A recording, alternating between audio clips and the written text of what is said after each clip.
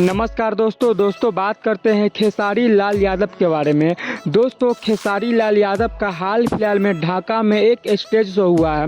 दोस्तों खेसारी लाल यादव एक stage show का कितना रुपया लेता है यह जानकर आपको एकदम होश उड़ जाएगा।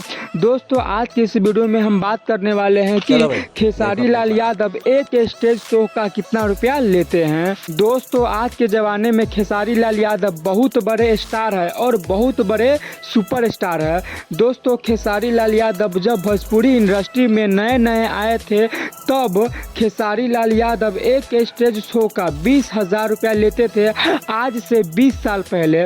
लेकिन दोस्तों आज के ज़माने में खेसारी लाल यादव एक स्टेज शो का कम से कम 50 लाख रुपया लेते हैं और जो बुलाते हैं उनको कम से कम 80 से लेके 90 लाख तक खर्च होता है, क्योंकि खेसारी लाल जब आते हैं तो उनको रहने का, उनके खाने का और जहाँ पे खेसारी लाल आते हैं वहाँ पे स्टेज बनाया जाता है, स्टेज कुर्सी लगाया जाता है, लाइटिंग लगाया जाता है और भी बहुत सारे चीज़ लगाए जाते हैं। तो कुल मिलाकर दोस्तों पूरा खर्चा हो जाता है 90 लाख रुपया।